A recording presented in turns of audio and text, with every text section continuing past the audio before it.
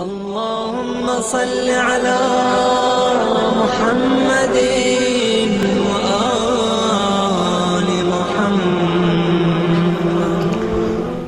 اعوذ باللہ من الشیطان اللعین الرجیم. بسم اللہ الرحمن الرحیم. رب اشرح لی صدری ویسر لی امری واحلل عقدۃ من لسانی یفقهوا قولی. ان اللہ وملائکتہ یصلون علی النبی یا ایھا الذین آمنوا صلوا علیہ وسلموا تسلیما.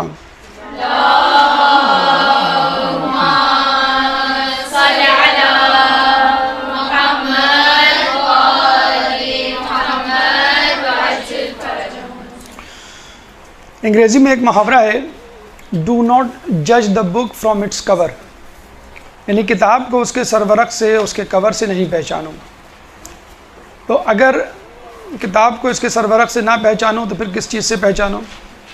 یعنی جس طرح ہم دیکھتے ہیں کہ انسان کو اس کی ظاہری رکھ رکھاؤ یا بناوٹ یا لباس سے نہیں پہچاننا چاہیے، بلکہ اس کے کردار سے پہچاننا چاہیے، اس کے معاملات طے کرنے کے انداز سے پہچاننا چاہیے. اسی طرح کتاب کو اس کے سرورق سے نہیں ہے. تو جب پوچھا گیا تو بھئی کس چیز سے پہچانے کتاب کو، تو کہا گیا کہ ایک طریقہ ہے کہ آپ اس کے اندر موجود مقدمے سے پہچانیں. جو پریفیس ہوتا ہے، مقدمہ ہوتا ہے، آپ نے نوٹ کیا ہوگا، کتاب کا مقدمہ ایسی شخصیت لکھتا ہے کہ جو خود صاحب کتاب سے زیادہ افضل ہوتا ہے، بہتر ہوتا ہے، اور اس کی بڑی نظریں ہوتی ہیں دقیق اس کتاب کی تحریر پر. اور پھر وہ کتاب کو پڑھتا ہے، تصحیح کرتا ہے، خامیاں تلاش کرتا ہے اور لوگوں کو ریکمنڈ کرتا ہے کہ بھئی یہ کتاب پڑھنی چاہیے کہ نہیں، اور کیوں پڑھنی چاہیے، اس کا فائدہ کیا ہے اور اس کا مقصد کیا ہے. کتاب کربلا بھی ایک ایسی کتاب ہے کہ جس کو پڑھنے سے پہلے امام نے مقدمہ لکھا، اور وہ مقدمہ مسلم بن عقیل کے ہاتھوں تھا. اور بلا شبہ مسلم کی شخصیت ایک بڑی قداور شخصیت تھی، امام کی شخصیت اس زمانے میں بلند ترین شخصیت تھی. تو انہوں نے اپنے کتاب کے مقدمے کے لیے مسلم بن عقیل کو منتخب کیا. اور کتاب کا مقدمہ پڑھ کر ہی ہمیں اندازہ ہو جاتا ہے کہ واقعی کربلا کی داستان بہت زیادہ غمگین ہوگی، اداس ہوگی اور خون میں ڈوبی ہوئی ہوگی. بس فرق یہ ہے مقدمے اور کتاب میں کہ کربلا میں جتنے بھی لوگ تھے، چاہے وہ جتنی ہی بے دردی سے قتل کیوں نہ ہوئے ہوں، بہرحال ایک دوسرے کو دلاسا دینے کے لیے موجود تھے. یہاں مسلم بن عقیل تنہا تھے جنہوں نے تنہا قربانی دی. چنانچہ آج کا موضوع 9 ذی الحج کی تاریخ کے حوالے سے شہادت مسلم بن عقیل سفیر حسین. آج ہم ان واقعات کا تجزیہ اور تحلیل کرنے جا رہے ہیں کہ جو مسلم بن عقیل کو پیش آئے، بلکہ مسلم بن عقیل کا کوفے جانا کیوں کر ضروری تھا، اور اس کے اثرات مسلمانوں کی زندگی میں اور آنے والی نسلوں میں کیا مرتب ہوئے. ایک درود پڑھ دیں محمد والے محمد پہ.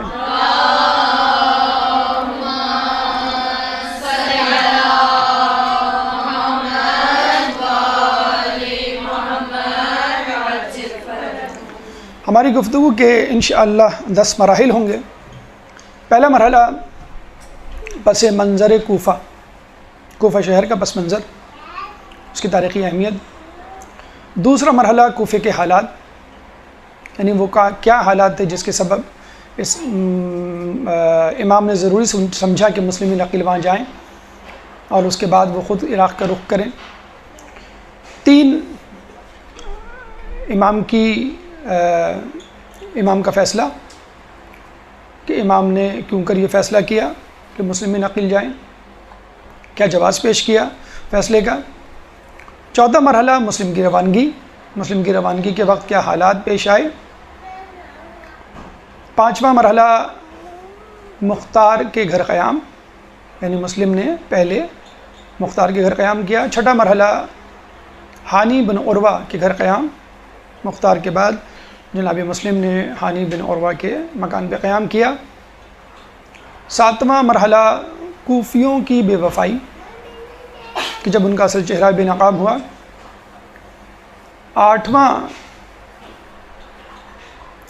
مرحلہ طوعہ کے گھر قیام، یا آخری قیام تھا کسی مذہب اہل بیت کے ماننے والے چاہنے والے کے گھر. ایک عورت کا نام ہے طوعہ، توئے سے طوعہ کے گھر قیام. اور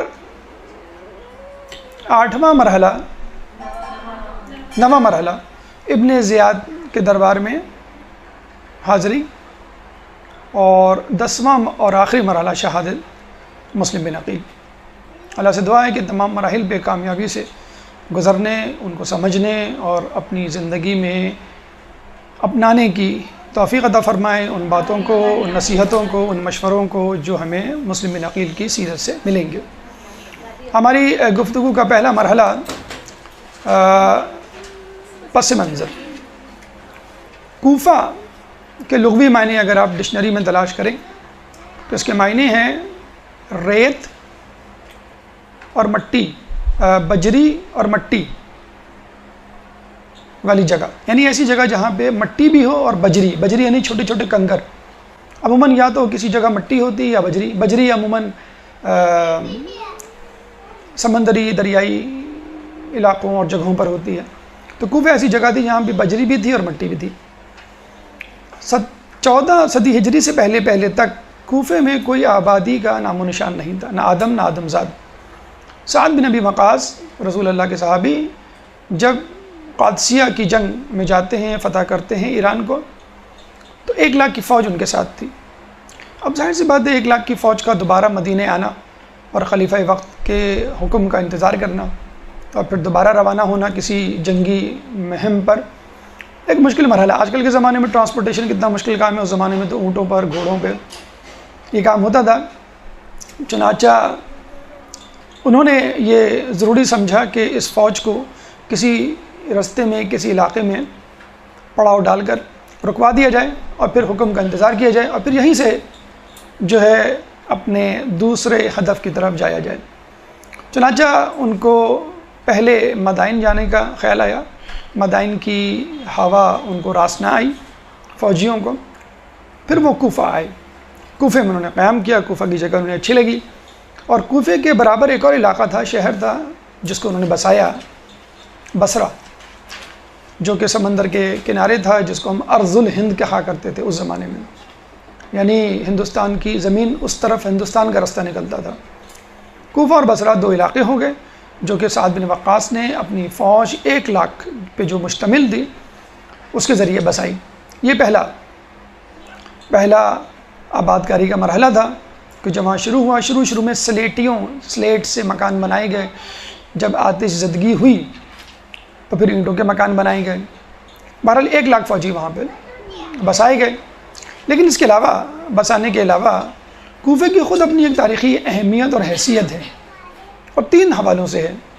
پہلے مولا علی کے حوالے سے آپ دیکھتے ہیں کہ مولا علی جب خلافت میں متمکن ہوئے تو شورشیں برپا ہوئیں، بغاوت ہوئی۔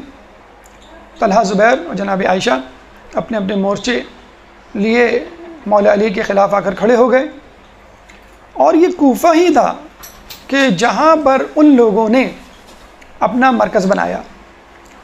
اور کیوں بنایا؟ بالکل اظہر من الشمس سے، جیسے ابھی آپ کو بتلایا کہ وہاں پہ 1 لاکھ فوجی پہلے سے آباد تھے۔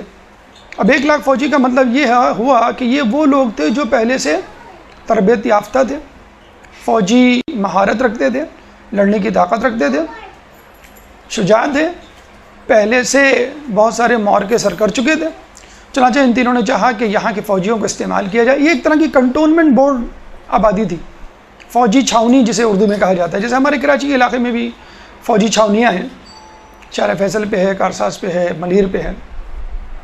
کنٹونمنٹ ایک بورڈ تھا ان کا، سمجھ لیں ایک فوجی چھاونی تھی۔ انہوں نے بہتر سمجھا کہ اس علاقے کو استعمال کیا جائے، 1 لاکھ کی فوج ہے، اور بالکل جسے کہتے ہیں کہ تیار شدہ فوج، بس کو استعمال کرنا ہے، قائل کرنا ہے۔ جب یہ وہاں آئے اور اپنے فوجیوں کو تیار کیا اور اپنا مرکز بنایا، اڈا، مورچہ تیار کیا، تو مولا علی کو جب پتہ چلا کہ یہاں پہ جمع ہے اور وہاں پہ فوج کے لیے تیار ہیں، تو مولا علی نے بھی اپنے ساتھیوں کو لے کے کوفے کا رخ کیا۔ اب یوں سمجھ لیجیے ایک الیکشن کمپین چل رہی ہوتی تھی۔ مولا علی کے ساتھی مسجد، گھر، گلی، قریہ، کوچہ جا کر اپنے لیے کنونس کیا کرتے تھے کہ بھئی ہماری فوج میں آؤ، ہماری طرف سے لڑو۔ ادھر حاکم شام کے لوگ گلی، کوچہ، قریہ، مسجد، مدرسہ، ہر جگہ جا کے چوراہوں پہ اپنی جگہ بلانے کے لیے تگ و دو کیا کرتے تھے۔ بالکل ایک الیکشن کمپین تھی۔ بہرحال اس زمانے میں کوفے کی کثیر تعداد نے مولا علی کا ساتھ دیا جنگ جمل میں، جناب عائشہ، طلحہ اور زبیر کے مقابلے میں، اور وہ جنگ مولا علی نے جیتی۔ اس کے بعد ایک جنگ صفین ہوئی حاکم شام کے خلاف، اس میں بھی کوفے والوں نے مولا علی کا ساتھ دیا، اور بصرے والوں نے پہلے کی طرح، یعنی پہلی جنگ کی طرح، جنگ جمل کی طرح حاکم شام کا ساتھ دیا۔ جس طرح وہ علی کے مقابلے میں کھڑے ہوئے پہلے جنگ جمل میں، اس بار بھی وہ علی کے مقابلے میں کھڑے ہوئے جنگ صفین میں، اور پھر جنگ نہروان میں بھی یہی ہوا کہ کوفے والوں نے مولا علی کا ساتھ دیا اور بصرے والوں نے علی کے مخالفین یعنی خوارج کا۔ تو اب یوں سمجھ لیجیے کوفہ جو ہے مولا علی کا ایک مرکز بن گیا، اور مولا علی نے پھر اس کو اپنا دارالخلافہ بھی بنایا، ان کے حامیان اور شیعان جو ہے وہاں آ کے بس گئے۔ اس زمانے میں بلا شبہ، یعنی مولا علی کے زمانے میں، مولا علی سے پہلے کی بات نہیں کر رہے ہیں، اس سے پہلے تو وہ وہی لوگ تھے کہ جو مولا علی کو چوتھا خلیفہ مانا کرتے تھے، لیکن جیسے مولا علی آئے اور ان کی سیرت اور کردار کو اپنے سامنے دیکھا، ان کے معاملات کو دیکھا، ان کے خاندان کو دیکھا، تو وہ بلا شبہ شیعان علی میں شامل ہو گئے۔ لیکن مولا علی کی شہادت کے بعد 20 سال کا دور تھا کہ جو حاکم شام کے حصے میں آیا۔ اس میں کیا ہوا اس کا تذکرہ بھی آگے آئے گا۔ تو مولا علی کے حوالے سے آپ نے اس کی اہمیت دیکھ لی کہ کوفہ جو ایک ہیڈ کوارٹر تھا، دارالخلافہ تھا، شیعان علی سے بھرا ہوا علاقہ تھا۔ رسول اللہ کے حوالے سے ایک عجیب ہمیں اس کی فضیلت ملتی ہے، اہمیت کا اندازہ ہوتا ہے کہ رسول اللہ جب شب معراج کے بعد معراج کا سفر طے کر کے مکہ معظمہ کی طرف جا رہے تھے، تو رستے میں ان کو ایک زمین سے نور نظر آیا نکلتا ہوا۔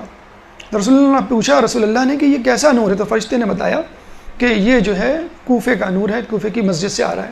تو رسول اللہ نے کہا کہ یہاں پہ میں 2 رکعت نماز پڑھنا چاہتا ہوں۔ دیکھیے سٹاپ اوور لیا، حالانکہ مکہ کتنی دور تھا، آپ آسمانوں کی 7 آسمانوں کی سیر کر کے آ رہے ہیں، اور آپ نے کہا کہ نہیں مجھے کوفے جانا ہے، اور کوفے جا کے مسجد میں انہوں نے 2 رکعت نماز پڑھی، پھر دوبارہ آسمان پہ تشریف لے گئے اور پھر دوبارہ سفر کیا اور مکے گئے۔ کوفے کی اپنی اہمیت ہے، مسجد حرام مسجد نبوی کے بعد کوفے کی مسجد کی اہمیت ہے، اعتکاف کے حوالے سے اہمیت ہے، نماز پڑھنے کے حوالے سے اہمیت ہے، اور اس حوالے سے بھی اہمیت ہے کہ یہاں پہ مولا علی اپنے فیصلے سنایا کرتے تھے، اس لیے بھی اہمیت ہے کہ یہیں کے منبر پہ مولا علی کی شہادت ہوئی۔ لیکن اس کے علاوہ، یعنی مولا علی اور رسول اللہ کے علاوہ ہٹ کے بھی کوفے کی اہمیت ہے۔ آپ نے شاید سنا ہوگا جو غیر حتمی علامات ہیں امام زمانہ کی، اس میں ایک علامت یہ بھی ہے کہ کوفے میں کشت و خون کا بازار گرم ہوگا، یعنی شدید قتل عام ہوگا، قتل و غارت ہوگا۔ اور آپ دیکھ لیجئے داعش آئسس کا جو ہیڈ کوارٹر یا مرکز یا سرگرمیوں کا محور جو ہے وہ عراق ہے۔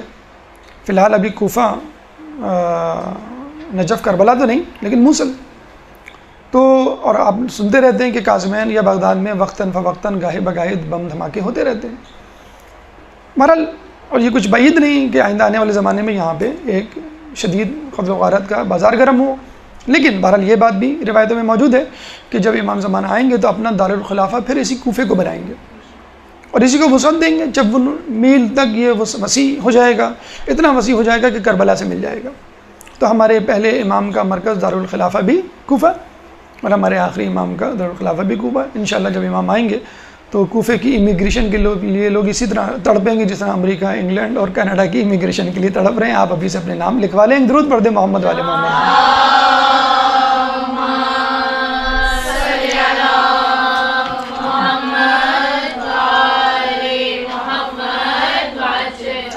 تو آپ نے دیکھا کہ کوفے کے بارے میں جو کہا جاتا ہے کہ یہ قتل و غارت کا مرکز رہا، جنگ و جدل کا محور رہا، کیوں رہا؟ سیدھی سی منطق ہے کہ اس کو بسانے والے 1 لاکھ فوجی تھے، اور اب تک جو لوگ وہاں پیدا ہو رہے ہیں وہ انہی فوجیوں کی نسل سے تو ہیں، تو ان کی خون میں، ان کی رگ رگ میں جو ہے لڑنا شامل ہے۔ امیر مختار کے آپ واقعات پڑھتے ہیں، اس سے پہلے مولا علی کے واقعات پڑھتے ہیں، اس کے بعد اب تک کے حالات پڑھتے ہیں، تو وہی جنگ و جدل جو ہے وہ وہاں پہ جاری ہے۔ لیکن آپ نے یہ بھی دیکھا کہ اگر انسان میں صلاحیت ہو تو وہ کوئی بڑی بات نہیں ہوتی۔ بڑی بات کیا ہے؟ صلاحیت کا صحیح استعمال۔ یہی شجاعت، بہادری اور لڑنے کی صلاحیت جب مولا علی کے خلاف استعمال ہوئی تو لوگ گمراہ ہو گئے، چاہے جنگ صفین کے مخالفین ہوں، جنگ نہروان کے مخالفین ہوں، یا جنگ جمل کے مخالفین ہوں۔ اور جب یہی صلاحیتیں مولا علی کے ساتھ ان کی حمایت میں استعمال ہوئیں اور انشاءاللہ امام زمانہ کے آنے پر استعمال ہوں گی، تو یہی صلاحیت آپ کو ہدایت کی طرف لے جاتی ہے۔ تو کسی چیز، صلاحیت، طاقت یا نعمت کا ہونا بڑی بات نہیں، اس کا صحیح استعمال بڑی بات ہے۔ اللہ دے دیتا ہے یا انسان خود پیدا کر لیتا ہے، لیکن استعمال اور اس کا نتیجہ وہ اہمیت کا حامل ہوتا ہے۔ یہ ہماری گفتگو کا پہلا مرحلہ، پس منظر۔ اب آئیے دوسرا مرحلہ، کوفے کے حالات، یعنی وہ کیا حالات تھے کہ جس کے سبب مسلم بن عقیل کو امام حسین نے یہاں بھیجا۔ ایک درود پڑھ دیں محمد والے محمد پہ۔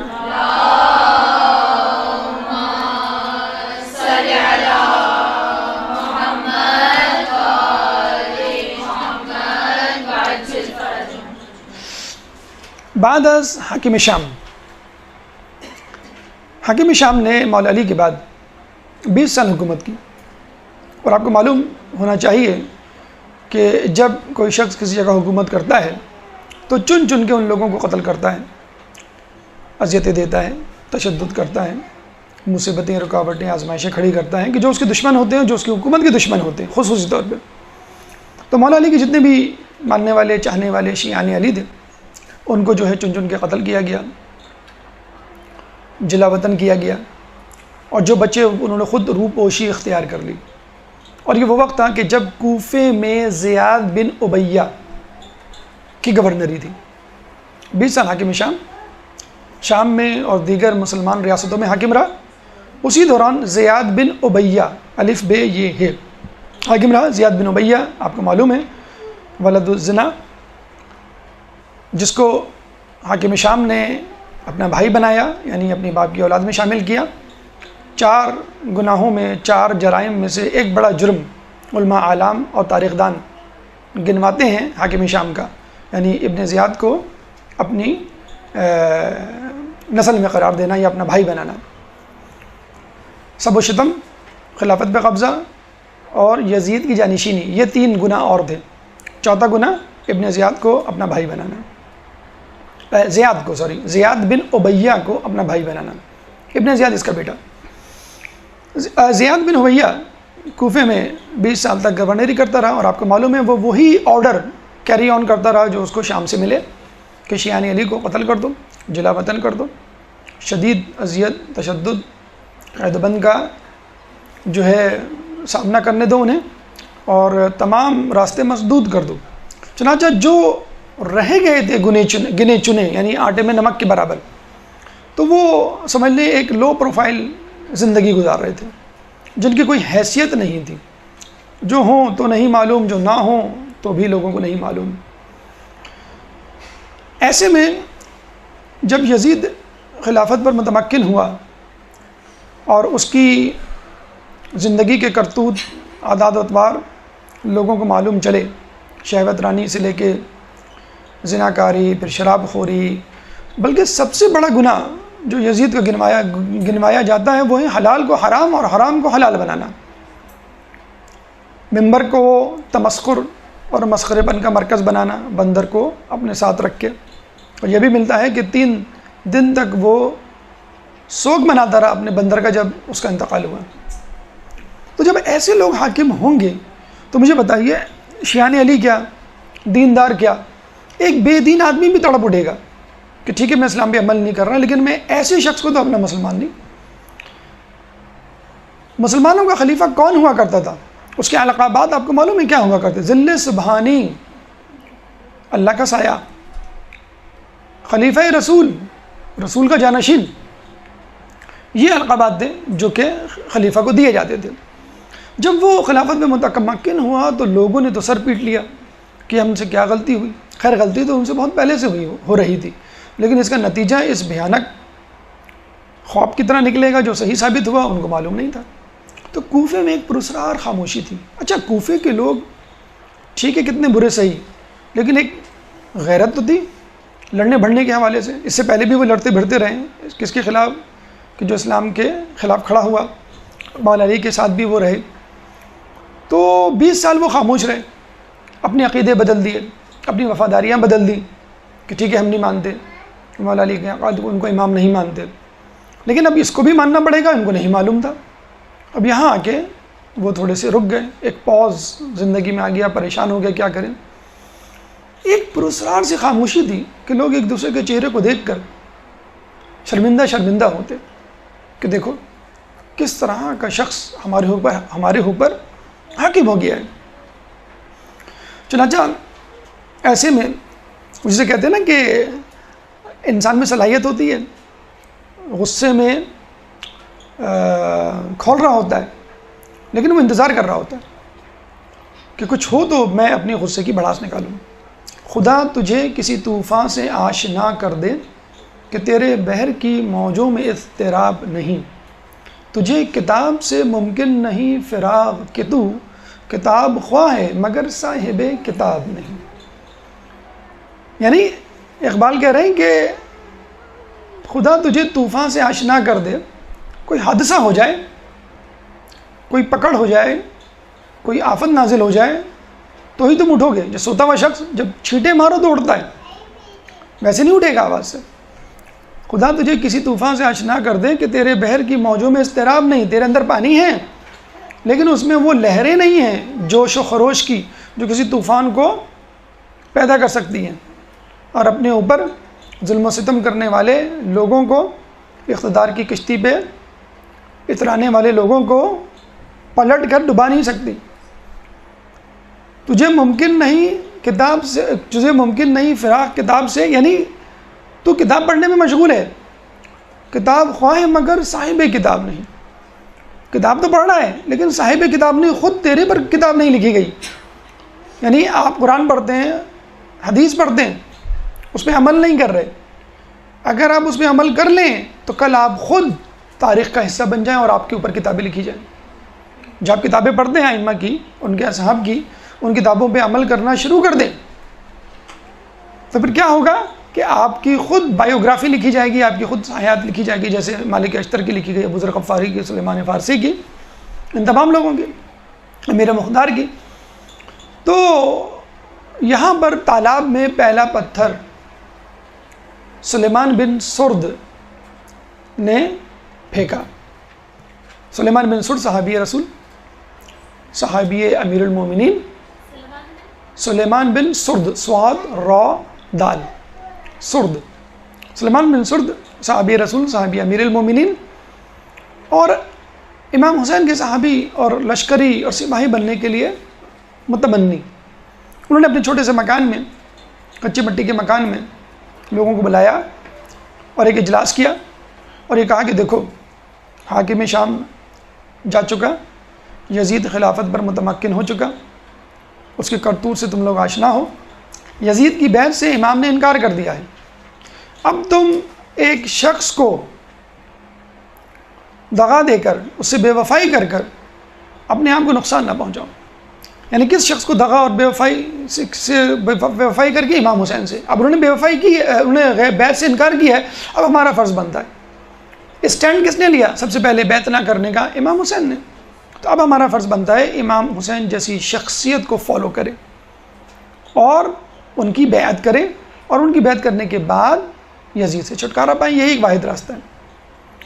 تو آپ نے کہا، سلیمان بن سرد نے اپنے ساتھیوں کو، سارے ڈائی ہارڈ اسٹانچ آئیکونک فگرز شیعہ علی کی وہاں بیٹھی ہوئی تھی، کہ اگر تم چاہتے ہو کہ امام یہاں پر آئیں، ہم ان کی بیعت کریں، یزید سے چھٹکارا پائیں، جو کہ ایک واحد سلوشن ہے، رہ گیا ہے، تو تم لوگ دیر مت کرو، تاخیر مت کرو. امام مدینے سے نکل چکے تھے، مکے میں تھے، یعنی امام سمجھنے تیار ہیں کچھ بھی کرنے کے لیے، کسی بھی قسم کی قربانی دینے کے لیے، تو پھر ہم کیوں نہیں تیار؟ لوگوں میں ایک بے چینی، اضطراب پیدا ہوا اور لوگ یہ سن کر بڑے غمگین ہوئے اور انہوں نے کہا کہ ہاں ہمیں ایسا کرنا چاہیے.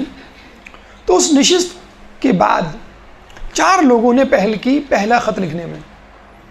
امام کو جو پہلا خط لکھا گیا وہ سلیمان بن سرد. خط کی تحریر کچھ یوں تھی کہ یہ تحریر سلیمان بن سرد، حبیب ابن مظاہر، رفاع بن شداد اور مسیب ابن نجبہ کی طرف سے لکھا جا رہا ہے. سلیمان بن سرد، حبیب ابن مظاہر کے مصائب تو آپ پڑھتے ہوں گے کربلا میں، مسیب ابن نجبہ اور رفع بن شداد. یہ خط ان کی طرف سے لکھا جا رہا ہے کہ امام یزید خلافت میں متمکن ہو چکا ہے اور اس کا گورنر نعمان بن بشیر کوفے پہ حاکم ہو چکا ہے، لیکن خدا گواہ ہے ہم اس کے پیچھے نماز نہیں پڑھتے، ہم نماز جمعہ میں نہیں جاتے، ہم نماز عیدین میں بھی اس کے پیچھے نہیں ہوتے۔ ہم چاہتے ہیں کہ آپ آئیں، ہم آپ کی بیعت کریں اور اس نعمان بن بشیر کو اس کے گھر یعنی شام میں واپس پہنچا دیں۔ یہ پہلا خط تھا جو امام کو 10 رمضان مکہ معظمہ میں ملا، پہلا خط۔ 2 دن کے اندر 53 خطوط 53 خطوط لکھے گئے، اور ہر خط میں 2 4 5 لوگوں کے دستخط ہوا کرتے تھے۔ دیکھتے ہی دیکھتے چند دنوں میں 18,000 خطوط امام کو وصول ہو گئے بدن مکے میں رہتے ہوئے۔ مدینے سے نکل چکے تھے، مکے میں موجود تھے، رمضان کا مہینہ تھا، اور یہ تمام خطوط ان کو چند دنوں میں یعنی 18,000 کی تعداد میں امام کو مل گئے۔ اچھا، یہاں پہ ایک سوال پیدا ہوتا ہے کہ جو 18,000 خطوط تھے یہ کن لوگوں نے لکھے؟ آپ تو کہہ رہے ہیں کہ وہاں پہ شیعان علی کی تعداد آٹے میں نمک کے برابر تھی، اور حاکم شام نے اور زیاد بن ابی نے ان کو قتل کر دیا تھا، قمع کر دیا تھا، روپوش ہو چکے تھے، وہ چند گنے چنے لوگ موجود تھے، 18,000 کہاں سے آ گئے؟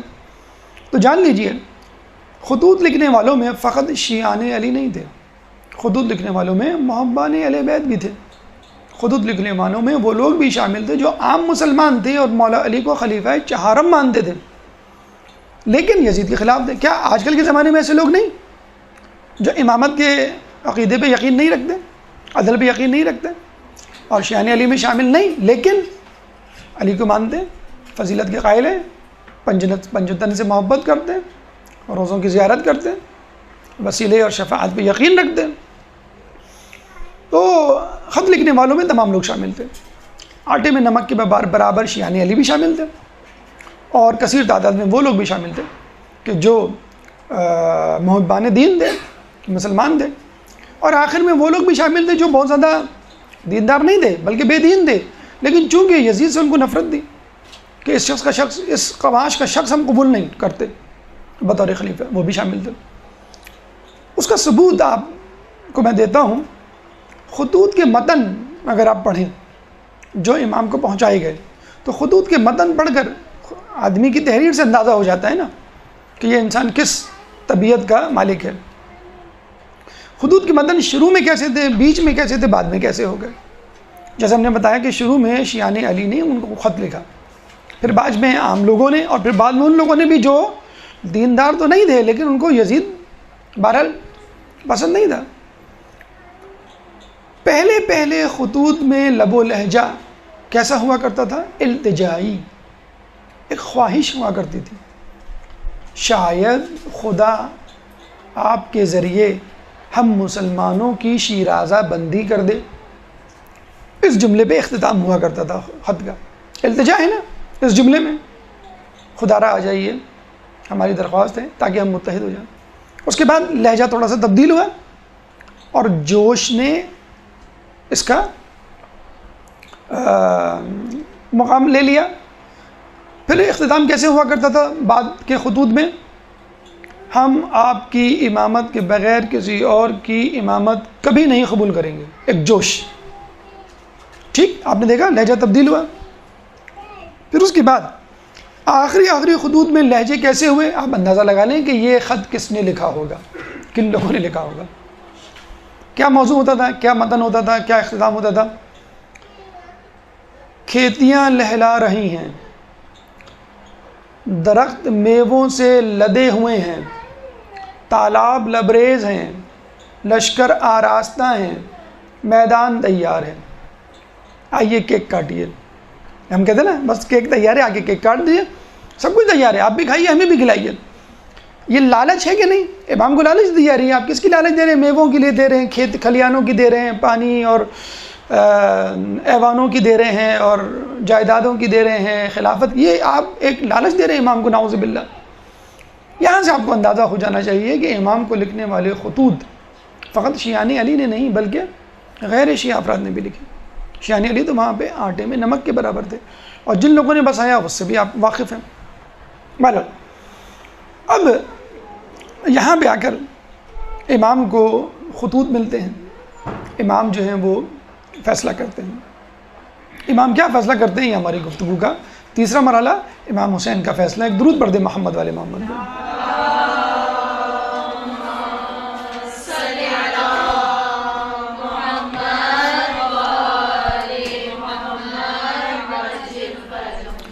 امام کو ان حالات میں کیا فیصلہ کرنا چاہیے؟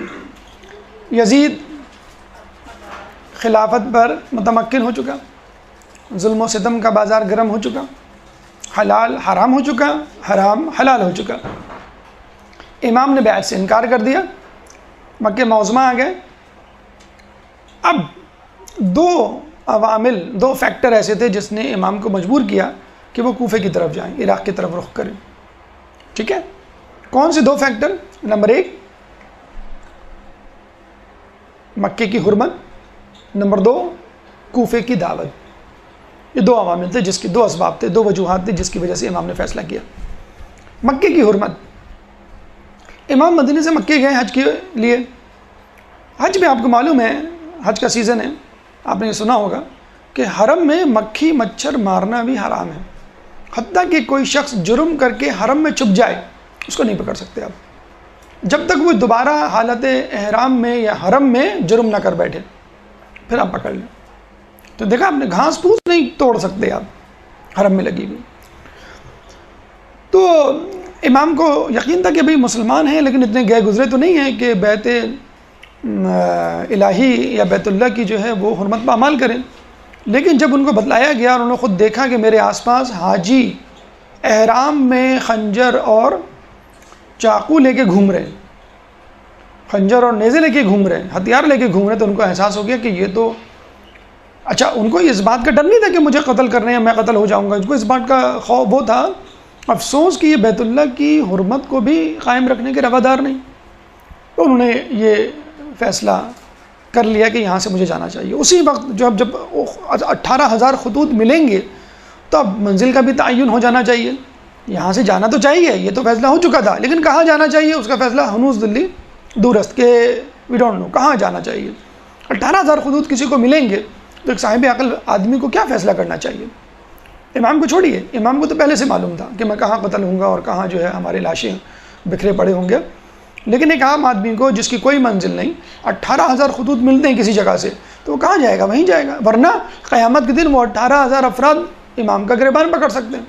ٹھیک، جب وہ جانے لگے تو لوگوں نے ان کو روکا. امام نے صاف کہا، دیکھو اگر میں یہاں رہا تو بھی قتل کیا جاؤں گا. عبداللہ بن زبیر، جن کے بارے میں کہا جاتا ہے کہ حاکم شام نے یزید کو یہ نصیحت کی تھی، دیکھو 3 لوگوں سے بیعت نہیں لینا، امام حسین، عبداللہ بن زبیر، عبداللہ بن عمر. ان 2 لوگوں کے ساتھ کیا ہوا ایک الگ داستان ہے، کبھی اور سنائیں گے. لیکن عبداللہ بن زبیر اسی واسطے مکے کی طرف انہوں نے رخ کیا کہ یہ ایک ایسی جگہ ہے کہ جہاں پر جو ہے وہ یزید نہیں آ سکتا، یا آئے گا بھی تو حرمت کا خیال رکھے گا. لیکن ایسا نہیں ہوا. آپ نے دیکھا ہوگا، کتابوں میں پڑھا بھی ہوگا کہ باقاعدہ خانہ کعبہ کو آگ لگائی گئی اس کے خلاف کو، اور لوگ کھڑے تماشا دیکھتے رہے کہ اچھا ہے یزید کے لوگوں نے لگائی ہے، وہ خود ہی بدنام ہوں گے لوگوں میں، ہم کیوں بجھائیں. تو مختار نے جا کے اپنے ساتھی کی مدد سے اس آگ کو بجھایا. تو امام نے، عبداللہ بن زبیر نے کہا کہ یہاں سے مت جائیے. تو امام نے صاف کہا کہ دیکھو یہاں پہ ایک شخص مینڈھے کی طرح ذبح ہوگا اور وہ میڈھا میں نہیں بننا چاہتا. اس کے بعد بار بار عبداللہ بن زبیر کے بارے میں ملتا ہے کہ وہ اکثر امام کے پاس آتا اور امام کے پاس حاضری دیتا، لیکن ایک ظاہری سی محبت تھی جو اس کو دکھانی تھی، کیونکہ وہ چاہتا تھا کہ امام یہاں سے چلے جائیں تاکہ اس کے لیے خلافت کی راہ ہموار ہو. آپ نے پھر امیر مختار کے واقعے میں یہ پڑھا بھی ہوگا کہ کس طرح اس کے بیٹوں نے امیر مختار کو قتل کیا اور پھر اپنے لیے خلافت کی راہ ہموار کی. بہرحال تو امام نے بڑا، ایک دفعہ امام اپنے ساتھیوں کے ساتھ بیٹھے ہوئے تھے تو عبداللہ بن زبیر آیا، ان کے کان میں کچھ کہا اور چلا گیا. تو امام نے کہا کہ تمہیں معلوم ہے کہ اس نے کیا کہا ہے میرے کان میں؟ لوگوں نے کہا کیا کہا؟ امام نے کہا اس نے کہا کہ یہاں سے مت جائیے. اور پھر امام نے اپنا اسٹینڈ، اپنا موقف ظاہر کیا اور یہ کہا، میں مکے سے ایک بالش باہر مارا جاؤں، بہتر ہے کہ میں مکے میں ایک بالش اندر مارا جاؤں. خدا کی قسم اگر میں کسی جانور کے سوراخ میں بھی پناہ لے لوں تو یہ لوگ مجھے وہاں سے نکال کے قتل کر دیں گے. بالکل ایک اوپن ورڈکٹ تھا، ایک کھلی ہوئی جسے کہتے ہیں سازش تھی لوگوں پہ عیا ہو چکی تھی کہ امام کو قتل کیا جانا ہے، کہ مکہ ہو، کوفہ ہو، مدینہ ہو، تو وہ مکے میں کیوں قتل ہو؟ ایک بالغ بھی اگر نکل سکتے ہیں تو امام کو نکلنا چاہیے، یہ امام کا فیصلہ تھا، اور ایک صاحب عقل کو بھی تسلیم کرنا چاہیے۔ واقعی مکہ ایک ایسی جگہ ہے کہ جہاں پہ حرمت پامال نہیں ہو، انسان کی جان چلا جائے وہ قربانی دے دے، اور امام نے یہ کیا۔ کچھ لوگوں نے اس کو اپنی شیلڈ بنایا، پناہ گاہ بنایا، اس کو ایک بہانہ بنایا اپنے آپ کو بچانے کا۔ بہرحال امام نے جو ہے وہاں سے جانے کا اندیا دیا، اور پھر کوفے والوں کی دعوت نے امام کا فیصلہ اور آسان کر دیا۔ لوگوں کو یہ بات سمجھنے میں آسانی ہو گئی کہ اگر مکے سے نکلنا ہے تو پھر کہاں جانا ہے؟ ان لوگوں کے پاس جانا ہے جن لوگوں نے 18,000 خطوط دیے۔ یہاں پر یہ بات ظاہر ہو جاتی ہے کہ اسلام ظاہر پر حکم لگاتا ہے، باطن پہ نہیں۔ مجھے بتائیے کہ کیا امام کو کوفے والوں کے باطن کا اندازہ نہیں تھا؟ بلکہ امام کو ایک نے کہا بھی تھا کہ کوفے والوں کے دل آپ کے ساتھ ہیں لیکن ان کی تلواریں ابن زیاد کے ساتھ ہیں۔ معلوم تھا امام کو، لیکن چونکہ امام ظاہر پہ حکم لگاتا ہے، اسلام بھی ظاہر پہ حکم لگاتا ہے، اس لیے وہ مجبور تھے کہ قیامت میں وہ گریبان نہ پکڑے۔ مثلا مولا علی کی جب خلافت کا وقت آیا تو مولا علی کے گھر جب لوگ جمع ہوئے تو مولا علی نے انکار کیا، تو لوگوں نے کیا کہا کہ ہم قیامت کے دن آپ کا گریبان پکڑیں گے اور خدا کے سامنے آپ کی شکایت کریں گے کہ ہم نے آپ کو خلیفہ بنانا چاہا، آپ نہیں بنے۔ تو یہ تو امام کا ایک طریقہ رہا ہے، اسلام کی ایک سنت رہی ہے۔ اگر لوگ آپ کو خلیفہ بنائیں تو آپ بن جائیں، اگر نہ بنائیں تو نہ بنیں، زبردستی نہیں۔ مولا علی کو خلافت دی گئی، ٹھیک ہے آپ بن گئے، اور امام زمانہ بھی جو خلیفہ بنیں گے زبردستی نہیں بنیں گے، لوگ ان کا ساتھ دیں گے۔ ابھی آ کے زبردستی وہ خلیفہ نہیں بن سکتے، بالکل بن سکتے، لیکن جب تک لوگ نہیں تیار ہو جاتے، لوگ ان کا ساتھ نہیں دیتے، وہ نہیں آئیں گے۔ اور اسی طرح ہمارے جو 10 امام گزرے انہوں نے بھی خلافت پہ زبردستی کبھی قبضہ کرنے کی کوشش نہیں کی، 1 انچ زمین لینے کی کوشش کی، آفرز کی گئی۔ چھٹے امام کو، امام جعفر صادق علیہ السلام کو اللہم صلی علی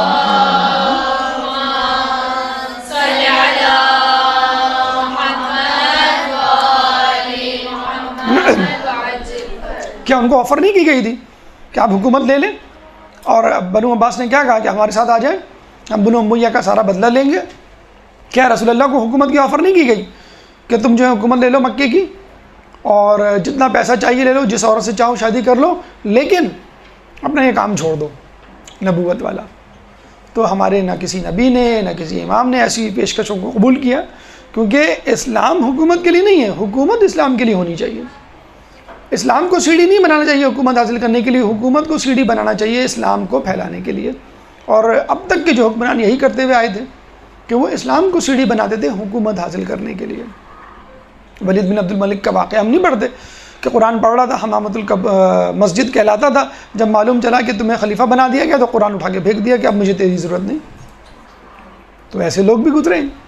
تو امام کا جو طریقہ اور امام نے جو فیصلہ کیا تھا وہ اسی بنیاد پر تھا کہ لوگ چونکہ مجھے بلا رہے ہیں، اب یہ حجت ہے میرے اوپر کہ میں جا کر ان سے بیعت لوں، اور جو ان کو ستایا جا رہا ہے اور جو دین کو تبدیل کیا جا رہا ہے اس دین کو اپنی اصلی حالت پہ لاؤں، جیسے وہ مدینے سے نکلتے ہوئے کہہ چکے تھے کہ میں اپنے نانا کی امت کی اصلاح کے لیے جا رہا ہوں۔ امام کا کوفے جانا، عراق جانا، کربلا جانا یا مسلم بن عقیل کو بھیجنا قطعی طور پہ خودکشی نہیں تھی، یہ لوگوں کی ظاہری طبیعت پہ، ظاہری صورت پر ایک رد عمل تھا جو ہر کسی کو کرنا چاہیے، امام نے بھی وہی کیا۔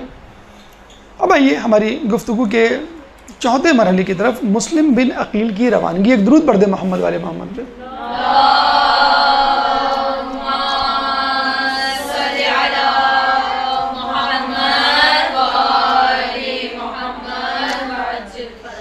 امام نے اپنے امزاد مسلم بن عقیل کو منتخب کیا اپنے سفیر کے لیے، جو آخری خطوط ان کو ملے انہوں نے جو ہے اس کا متن پڑھ کر ایک خط لکھوایا کہ میں اپنے امزاد مسلم بن عقیل کو حالات کی تصدیق کے لیے بھیج رہا ہوں، اور میں رضا الہی کا قائل ہوں اور چاہتا ہوں کہ تمہاری نصرت کروں، لیکن مسلم بن عقیل آ کر پہلے حالات کی تصدیق کریں گے۔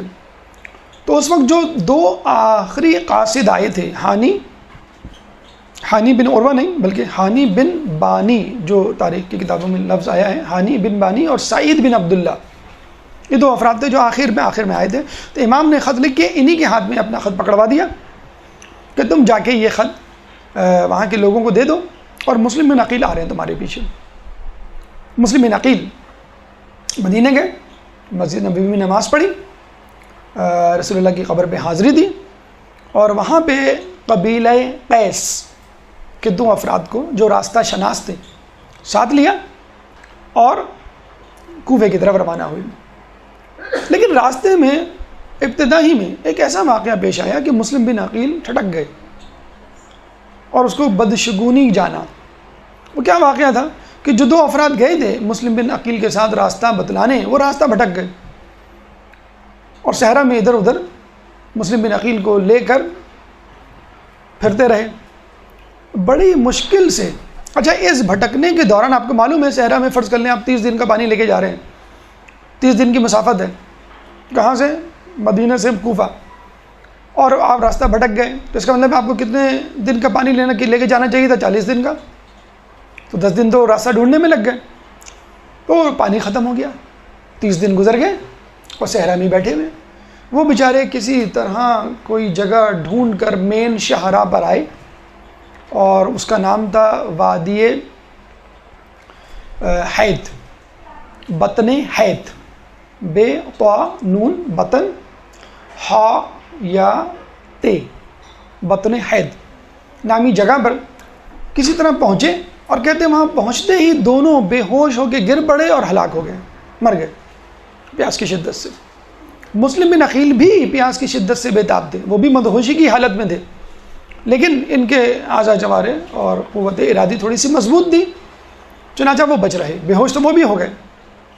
خیر کسی طرح کہتے ہیں کہ لوگ ان کو چشمہ مزیق، میم زواد یہ اور قاف، چشمہ مزیق کے پاس لے کے گئے، پانی کی شیٹیں ماری، ان کو پانی پلایا، ہوش میں لایا گیا. تو پتہ چلا کہ یہ مسلم بن عقیل ہیں. انہوں نے وہاں کے لوگوں سے درخواست کی کہ میں خط لکھنا چاہتا ہوں امام حسین کو، مجھے اس کی اجازت دی جائے. خط لکھا اور کسی طرح ایک آدمی کو تیار کیا کہ تم یہ خط لے جا کر امام حسین کو دے دو. اس خط میں انہوں نے یہ لکھا کہ راستے ہی میں ابتدا میں ایک ایسی بدشگونی ہو گئی ہے کہ جس کے سبب میں یہ سمجھتا ہوں کہ میرا جانا مناسب نہیں، آپ کسی اور کو بھیج دیجیے. امام نے کہا کہ نہیں، تمہیں ہی جانا ہوگا، اور تم تھوڑا سا بھی خوف نہ کھاؤ، اور یہ کوئی بدشگونی نہیں، اللہ تعالیٰ تمہیں کامیاب کرے گا. خط دوبارہ ملا، انہوں نے اپنا دوبارہ سفر شروع کیا. راستے میں ایک اور واقعہ پیش آیا کہ انہوں نے دیکھا ایک آدمی جو ہرن کے پیچھے بھاگ رہا ہے، اور پھر وہ ہرن کو شکار کرنے میں کامیاب ہو جاتا ہے. تو مسلم بن عقیل کہتے ہیں کہ یہ خوش شگونی ہے کہ میں بھی اپنے دشمن پہ غلبہ پالوں گا. خیر وہ آگے چل پڑے. لوگوں نے کہا کہ نہیں، یہ بھی بدشگونی تھی کہ آپ بے دردی سے قتل کیے جائیں گے. خیر بہرحال اب ان کو خود خوش شگونی یا بدشگونی کا کوئی دھڑکا نہیں تھا، وہ تو امام کے حکم کے تابع تھے. اب راستے میں احتمالات آئیں، اشکالات آئیں، یقین کی کیفیت ہو، فائدہ ہو، نقصان ہو، اب ان کو اس سے کوئی غرض نہیں تھی. امام نے کہا کہ تمہیں جانا ہے چاہے کچھ بھی ہو جائے. ٹھیک ہے، میں تیار ہوں بالکل. میں نے کہ احتمال کا اظہار کیا تھا، اگر آپ سمجھتے ہیں کہ ضروری ہے جانا چاہے کچھ بھی ہو، ٹھیک ہے میں تیار ہوں جانے کے لیے. بہرحال مسلم بن عقیل جو ہے وہ وہاں سے چلتے ہیں اور کوفہ پہنچتے ہیں. اچھا یہاں پہ ایک بات ذہن میں رکھیے، جو ہمیں جیسے ہم نے کہا کہ تاریخ پڑھتے ہوئے صرف تاریخ نہیں پڑھنی ہے، کتاب خواہ نہیں بننا بلکہ صاحب کتاب بننا ہے. تو پہلی بات تو یہ کہ امام کے فیصلے کے سامنے فوراً سر تسلیم خم کر دینا چاہیے، چو چرا نہیں کرنی چاہیے. اگر اشکال ذہن میں آ رہا ہے تو اس کا اظہار کر دینا چاہیے، اور اس کے باوجود امام کہیں کہ تمہیں جانا ہے، تمہیں یہ کام کرنا ہے تو کرنا چاہیے. آپ یہ ذرا غور کیجئے کہ امام نے فقط ایک شخص کو منتخب کیا. اصولاً تو یہ ہونا چاہیے تھا ایک سے زیادہ افراد کو منتخب کر دے. احتمال تو تھا دشمنوں کا، ابن زیاد کا، نعمان بن بشیر کا، دشمنان اہل بیت کا. نہیں، تمہیں اکیلے جانا ہے. اور مسلم بن عقیل نے بھی نہیں پوچھا کہ میں اکیلے کیوں جاؤں، کم از کم 2-4 افراد تو ہوں میرے ساتھ مشورے کے لیے اور گفت و شنید کے لیے یا کسی منصوبہ بندی کے لیے. امام نے کہا تمہیں اکیلے جانا ہے. اب مسلم بن عقیل جو ہے وہ چلتے ہیں، اور کوفہ جب پہنچتے ہیں تو مختار کے گھر قیام کرتے ہیں. ہماری گفتگو کا 5واں مرحلہ مختار کے گھر قیام. اچھا یہاں پہ ایک بات اور ذہن میں رکھ لیجئے، ایک پیغام مسلم بن عقیل کی طرف سے کہ جانے سے پہلے گھر والوں کو الوداع کہنا ضروری ہے.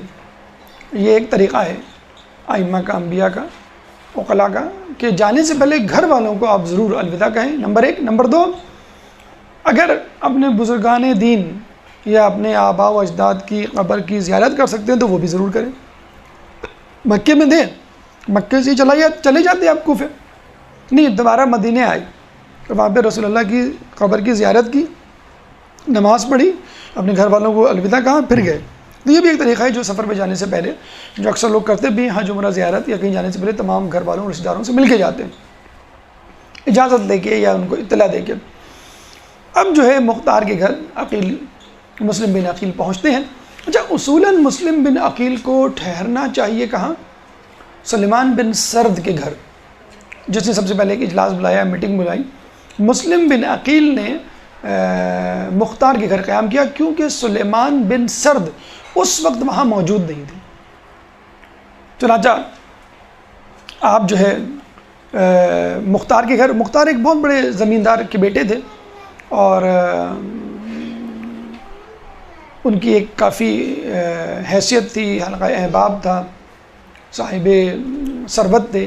لیکن بہرحال سلمان بن سرد جیسے یا عروہ، ہانی بن عروہ جیسے نہیں تھے، وہ قبیلوں کے سردار تھے یہ، لیکن بہرحال اپنی بہادری شجاعت میں یگانہ تھے. چنانچہ مسلم بن عقیل نے کہا کہ چلو میں کم از کم مختار کے گھر قیام کر لوں. اچھا یہ جیسے ہی مختار کے گھر قیام کرنے کے لیے آئے تو دھڑا دھڑ لوگ آنے لگے ملاقات کے لیے، حوال پرسی کے لیے، مزاج پرسی کے لیے، اور دھڑا دھڑ بیعت کرنے لگے. چند دنوں میں آپ کو معلوم ہے کتنے لوگوں نے بیعت کی؟ 18,000 لوگوں نے. وہی 18,000 خطوط اور وہی 18,000 کی فگر تاریخ کی کتابوں میں درج ہے. 18,000 لوگوں نے چند دنوں میں بیعت کر لی. ایسے میں مسلم بن عقیل کو کیا کرنا چاہیے؟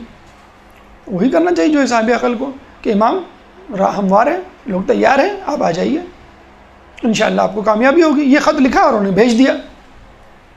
ادھر انہوں نے یہ خط بھیجا، ادھر جو ہے وہ پورے کوفے میں ایک ہلچل مچ گئی، کچھ ہونے والا ہے، کچھ ہونے والا ہے، امام آنے والے ہیں. جب ابن زیاد کے گورنر نعمان بن بشیر کو یہ خبر پہنچی تو وہ پریشان ہوا. اچھا نعمان بن بشیر ایک معتدل مزاج اور کچھ لوگ کہتے ہیں بزدل آدمی تھا. ممبر پہ آیا، اس نے ایک نرم گرم سی تقریر کی کہ لوگوں مجھے معلوم ہوا ہے کہ مسلم بن عقیل کوفے میں ہیں اور لوگ ان کی بیعت کر رہے ہیں، تو دیکھو میں تم لوگوں کو ڈراتا ہوں کسی فتنہ فساد جنگ و جدل سے، کوئی محاذ آرائی نہ کرو، اور میں بھی نہیں چاہتا کوئی قتل و غارت ہو کوفے میں. جہاں تک میرا تعلق ہے میں اس وقت تک جارحانہ قدم نہیں اٹھاؤں گا جب تک تم لوگوں کی طرف سے، یعنی مسلم بن عقیل کے حامیوں کی طرف سے کوئی جارحانہ قدم نہیں اٹھایا جاتا. یہ کہہ کر وہ ممبر سے اتر آیا. جب یہ ممبر سے اترا تو وہاں پہ موجود ایک شخص تھا، عبداللہ بن مسلم حضرمی. عبداللہ بن مسلم حضرمی، ہا ضاد را میم. یہ اس نے فوراً نعمان بن بشیر کو پکڑ لیا اور کہا کہ تم نے یہ کیا بزدلانہ تقریر کی ہے؟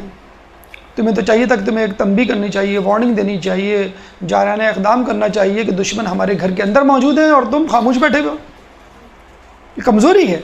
تو نعمان بن بشیر نے کہا کہ اطاعت الہی میں کمزوری معصیت الہی میں زور سے زیادہ بہتر ہے. ایک شخص اطاعت الہی کرے اور بظاہر کمزور نظر آئے، ٹھیک ہے، جیسے کمپرومائز لوگ کر لیتے ہیں، صلاح کر لیتے ہیں، اس سے بہتر ہے کہ جو ہے جنگ و جدل پہ اتر آئے، قتل و غارت پہ اتر آئے اور لوگ اس کو قائم کریں بڑا بہادر ہے لیکن ظلم کر رہا ہو، اللہ کی معصیت کر رہا ہو. لیکن عبداللہ بن مسلم حضرمی نے اس کو اپروو نہیں کیا اور کہا کہ میں تمہاری شکایت کروں گا.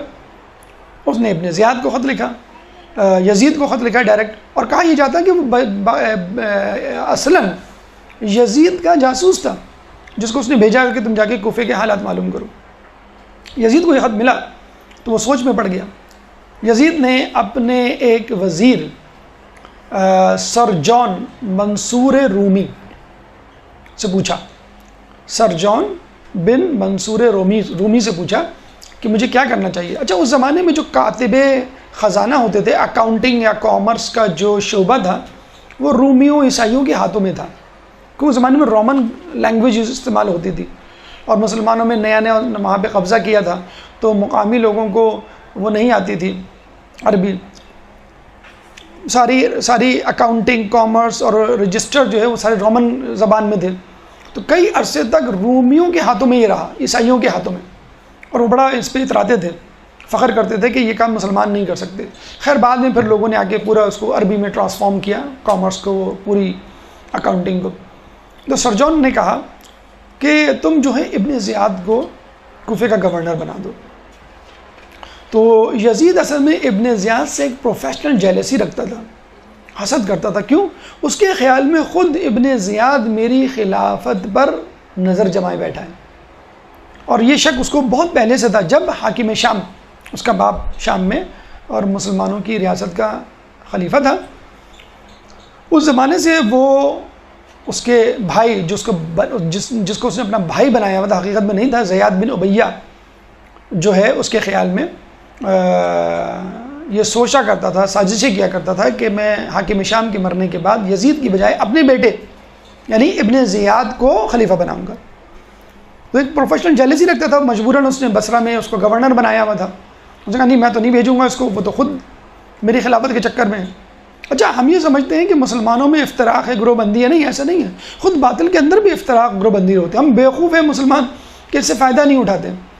کیا یہ پروٹیسٹنٹ اور کیتھولک کرسچنز نہیں ہیں شیعہ سنی کی طرح؟ یہ بھی تو شیعہ سنی ہیں، طرح پروٹیسٹنٹ شیعوں کی طرح، کیتھولک سنیوں کی طرح. تو ہم اس سے کیوں نہیں فائدہ اٹھاتے؟ خود ہم آپس میں لڑ رہے ہیں. اور عیسائیوں کے درمیان گروہ بندی جو ہے خود روایتوں میں آیا ہے کہ یہودیوں کے 71 فرقے ہوں گے، عیسائیوں کے 72 فرقے ہوں گے، مسلمانوں میں 73 فرقے ہوں گے. تو ان فرقوں کو ہم کیوں نہیں لڑواتے؟ ہمیں اپنے آپ سے، اپنے گروہ میں جو ہے لڑنے سے فرصت نہیں ہے. تو اس نے کہا ابن زیاد کو، تو ابن زیاد نے اس نے کہا نہیں، آپ کے باپ نے یہ پہلے ہی فیصلہ کر لیا تھا کہ اس کو خلیفہ ہونا چاہیے، گورنر ہونا چاہیے کوفے کا. کہنے لگے کیسے؟ کہنے میرے پاس تحریر موجود ہے. اس نے تحریر نکال لی تو اس پہ لکھا ہوا تھا. تو اس نے کہا تمہارے پاس یہ تحریر کیسے آئی؟ کہنے لگے آپ کے باپ نے مرنے سے پہلے یہ فیصلہ کیا تھا، لیکن موت کے سبب، انتقال ہونے کے سبب وہ اس فیصلے پہ عمل درآمد نہیں کر پائے. تو اس نے پھر گھٹنے ٹیک دیے اور یزید ابن زیاد کو خط لکھا. کیا خط لکھا؟ کہ تمہیں ایک اہم عہدہ، ایک اہم کام دیا جا رہا ہے، اگر چاہو تو شرافت حاصل کر لو، ورنہ غلام کے غلام رہو. اس زمانے میں ولد الزنا لوگوں کو غلام کہا جاتا تھا، کیونکہ زیاد بن امیہ ولد الزنا تھا، اس کا بیٹا ابن زیاد، تو وہ غلامی تو رہے. بلکہ مسئلہ اس نے مجہول النسب ہونے کا ایک طعنہ بھی دے دیا کہ تم اس قابل نہیں ہو، لیکن میں تمہیں شرافت میں تمہیں دے رہا ہوں. ابن زیاد اس وقت بصرہ میں گورنر تھا. اپنے بھائی قتیل کو اس نے اپنی جگہ پہ رکھا اور خود جو ہے وہاں پہ آیا. اچھا، یہ آیا کس طرح؟ کوفہ میں 2 دروازے تھے. ایک دروازہ کھلتا تھا مکہ معظمہ کی طرف، ایک دروازہ کھلتا تھا بصرہ کی طرف. لوگ، آپ کو میں نے بتایا کہ 18,000 لوگ بیعت کر چکے تھے، وہ تو متمنی تھے، اور جو دروازہ مکہ معظمہ کی طرف کھلتا تھا اس پہ ٹکٹکی لگائے بیٹھے دیکھ رہے تھے، امام کب آتے ہیں، امام کب آتے ہیں. اور زیاد کو کہاں سے آنا تھا؟ ابن زیاد کو بصرے کے دروازے سے، کیونکہ وہ بصرے میں تھا. لیکن ابن زیاد بصرے کے دروازے کی بجائے گھوم کر مکے والے دروازے کی طرف سے آیا، جہاں پہ لوگ جو ہے منتظر تھے امام کے، امام اس دروازے. بالکل وہی حالت تھی جو ہجرت مدینہ کے وقت تھی، کہ لوگ جو ہے وہ رسول اللہ کا انتظار کر رہے تھے، ہاتھ میں پھول کی پتیاں اور ہار لے کے. وہی حال تھا کہ وہ بالکل امام کے منتظر تھے کب آئیں گے. اب جو ہے ابن زیاد جو ہے چہرے پہ نقاب ڈالے اور سر پہ کالا سیاہ امامہ پہنے آئے. اس زمانے میں سیاہ امامہ وہ لوگ پہنا کرتے تھے جو اشراف میں شمار ہوتے تھے، اور وہ اپنے ساتھ جنگی سپاہی نہیں لے کر آیا، بلکہ عام لوگوں کو اچھے کپڑے، صاف ستھرے، جسے کہتے ہیں علماء و عالم اور اشراف والے کپڑے پہنا کے لایا. لوگ سمجھے یہ کسی بھی بہت بڑے قبیلے کا وہ مطلب کوئی بہترین شخصیت ہے، اور لوگوں کا ذہن فوراً امام کی طرف گیا. اچھا، سیاہ امامہ بھی تھا، اور جو وہ تھی ترتیب گھڑ سواروں کی، وہ بھی ایسی تھی کہ کوئی بہت بڑا شخصیت، کوئی بڑی شخصیت، مرتبے والی جنگجو نہیں، کوئی مرتبے والی شخصیت آ رہی ہے، تو کوئی قبیلے کا سردار ہے یا کوئی بہت بڑا رہنما. تو لوگ دیوانہ وار نعرہ لگاتے ہوئے، مرحبا یا ابا عبداللہ کہتے ہوئے وہ دوڑے، اور وہ اپنا گھوڑا دوڑاتے ہوئے لوگوں کے ساتھ آئے. لوگ دیوانہ وار گھوڑے کی دم پکڑ کے کہتے ہیں کہ جھوم رہے تھے، لٹک رہے تھے. ایسے بسوں میں ہمارے یہاں جو W11 ہیں بس کے ڈنڈے پہ لٹک رہے ہوتے. اب پیچھے لوگ جو ہے پاگلوں کی طرح سینکڑوں نہیں ہزاروں افراد، اور وہ بھی بڑے مزے سے بیوقوف بناتا ہوا ان کو، چلاتا ہوا ہکاتا ہوا کہاں لے آیا؟ دارالامارہ کی عمارت پہ، قصر دارالامارہ. وہاں چیخ کے اس نے جو ہے نعمان بن بشیر کو آواز دی کہ باہر نکلو. جب نعمان بن بشیر تیز آدمی تھا، وہ فوراً پہچان کے یہ آواز جو ہے امام کی تو نہیں ہے جو لوگ امام کہہ رہے ہیں مرحبا یا ابا عبداللہ. تو اس نے نقاب اتارنے سے پہلے ہی کہہ دیا لوگوں کو، ارے یہ ابن زیاد ہے، تم کیا ان کو امام سمجھ بیٹھے ہو؟ جب لوگوں نے دیکھا، یعنی اس نے اپنی نقاب اتاری. پہلے بھی لوگ جو ہے ایسا کیا کرتے تھے، آج کی بات نہیں کر رہے ہم کہ برقع پہن کے کہیں سے فرار ہونا، تو پہلے بھی جو ہے وہ نقاب پہن کے لوگ آیا کرتے تھے. تو یہ بہت جو ہے پرانا طریقہ ہے. تو لوگوں نے جب یہ دیکھا تو لوگوں کے ہوش آواز اڑ گئے. کہتے ہیں ہزاروں افراد میں جب لوگ سر پہ پیر رکھ کے بھاگے تو فقط 30 افراد رہ گئے. 30 افراد. وہ دارالامارہ کی عمارت کے اندر گیا، نعمان بن بشیر کو کہا کہ نکلو تمہارا وقت پورا ہو گیا، اور خود اس نے جو ہے وہاں جاتے ہی اس نے یہ منادی کروا دی کہ اگر مجھے پتہ چل گیا کہ عقیل کس کے گھر میں ہے تو میں اس کے گھر والوں کو، اس کے محلے والوں کو، سرپرست محلہ کو اور اس کے رشتہ داروں کو کسی کو نہیں چھوڑوں گا، سب کو قتل کروا دوں گا. اتنا سخت. اور اس نے ناکہ بندی بھی کر دی. یہاں پہ آ کر مسلم بن عقیل کو اندازہ ہوا کہ مجھے اب مختار ثقفی کا مکان چھوڑ دینا چاہیے. اب یہاں سے وہ ہانی بن عروہ کے مکان میں منتقل ہو گئے. جناب مسلم بن عقیل مختار ثقفی کے مکان کو چھوڑ کر اب جو ہے وہ ہانی بن عروہ کے مکان میں منتقل ہوئے. ہماری گفتگو کا چھٹا مرحلہ، ہانی بن عروہ قبیلہ مراد اور مزحج کے سربراہ تھے، اور اتنے طاقتور اور اتنے حلقہ احباب رکھنے والے کہ جب وہ چلتے تھے تو راستے میں 12,000 آہن پوش یعنی فولادی زرہ پہنے ہوئے محافظ ان کے ساتھ ساتھ چلتے تھے. ان کے گھر انہوں نے قیام کیا. اچھا اس زمانے میں یہ اصول ہوا کرتا تھا کہ خلیفہ یا گورنر قبائل کے سرداروں کو اپنے اعتماد میں رکھتے تھے اور انہی سے فیصلے کروایا کرتے تھے، انہی کی حمایت میں جو ہے وہ آگے بڑھا کرتے تھے. کیونکہ اگر ایک قبیلے کی حمایت مل جائے، یعنی ایک شخص کی، سردار کی، تو پورے قبیلے کی آپ کو حمایت مل گئی. تو مثلا ہم نے یہ دیکھا ہانی بن عروہ کی حمایت مل گئی تو 12,000 محافظ تو فقط ان کے آہن پوش تھے، جو محافظ تھے 12,000 جو ان کے ساتھ چلا کرتے تھے. پھر قبیلہ کتنا بڑا ہوگا. تو سب سے سلیکٹ ہوا کرتی تھی اس زمانے میں گورنروں کی.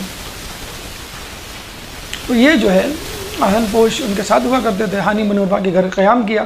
ہانی بن عروہ عموماً گورنر کے گھر آنا جانا رکھتے تھے، لیکن جب سے ابن زیاد آیا انہوں نے آنا جانا چھوڑ دیا. اور جب ابن زیاد نے پوچھوایا تو انہوں نے بہانی کا، بیماری کا عذر تراش دیا اور گھر بیٹھے رہے. اور جب گھر بیٹھے تو ابن زیاد کو شک ہوا اور اس نے جو ہے اپنے جاسوس غلام کو بھیجا، معقل نام تھا اس کا، میم عین قاف لام، معقل کو کہ جاؤ دیکھو کہ صورتحال کیا ہے.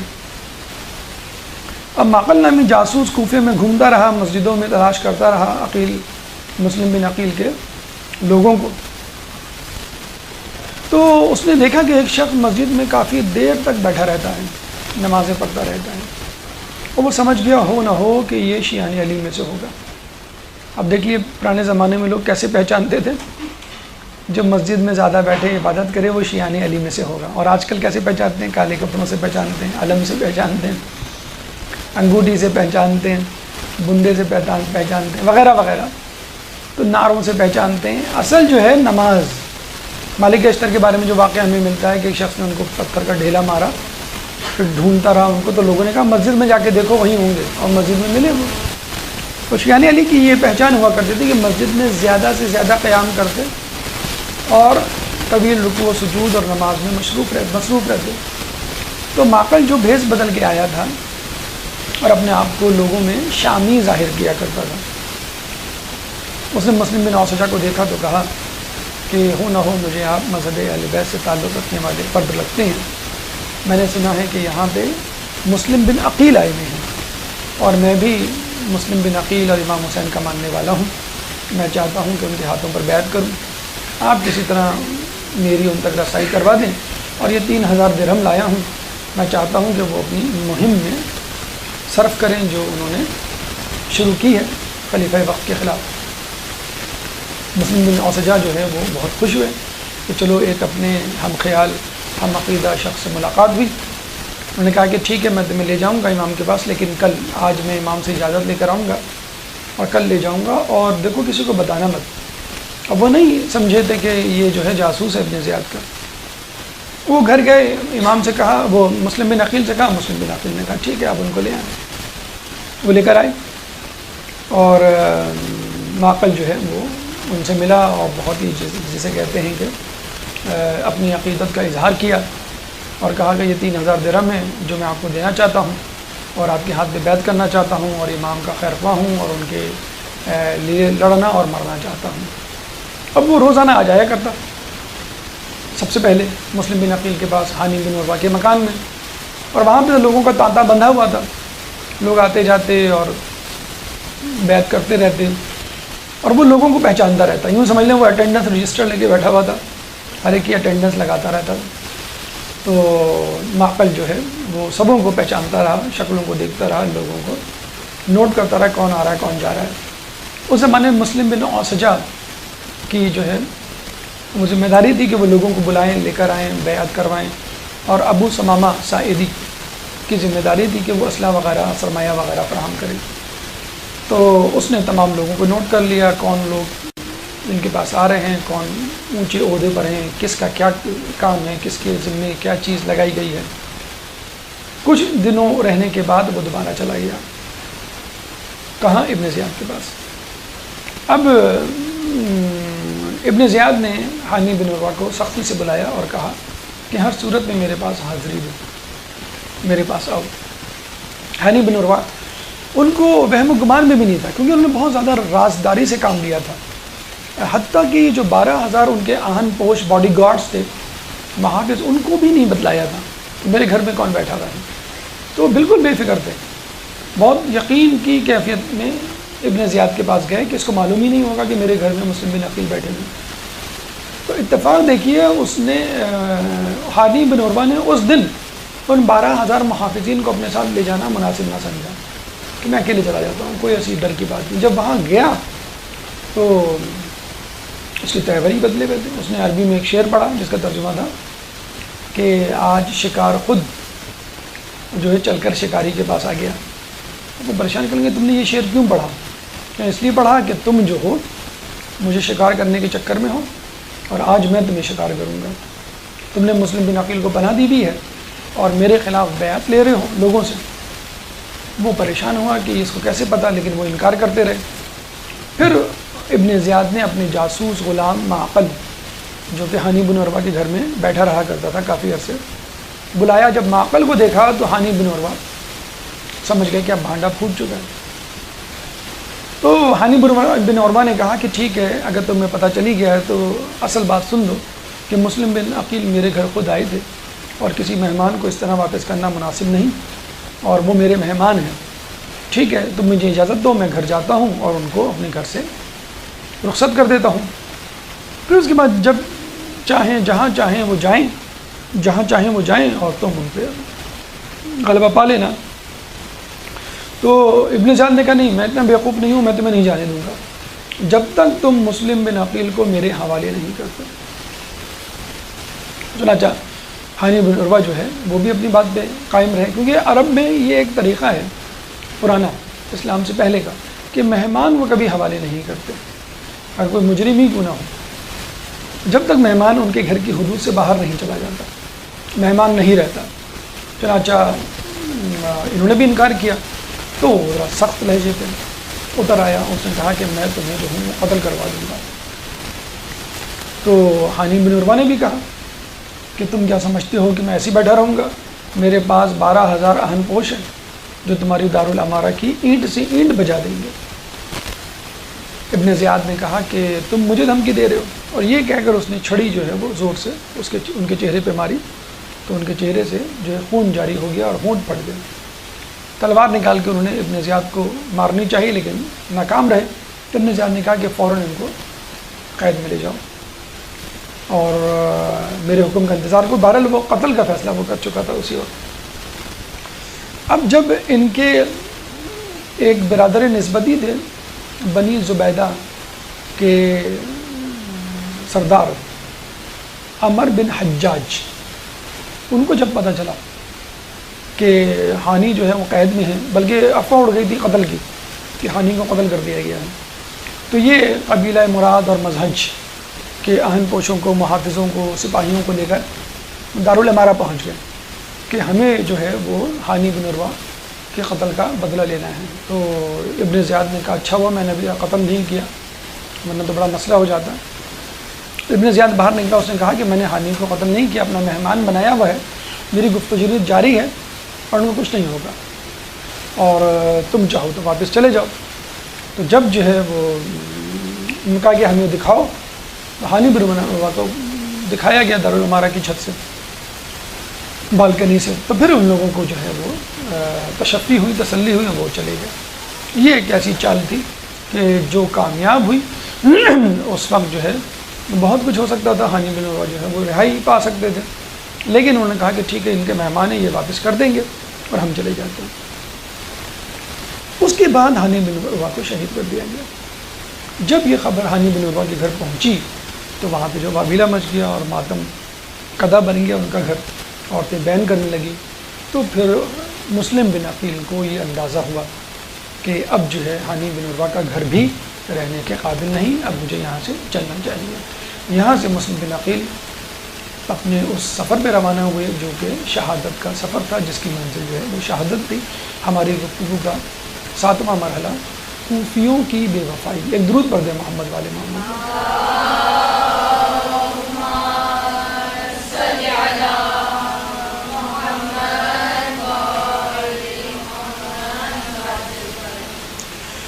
اب مسلم نے باقاعدہ ایک ٹکراؤ مقابلے کا مرحلہ جو ہے عبور کرنا تھا. اب قیام کا مرحلہ نہیں تھا، اب ٹکرانے کا اور پاش پاش ہو جانے کا، غلبہ پانے کا وقت تھا، جنگ و جدل کا مرحلہ سامنے تھا.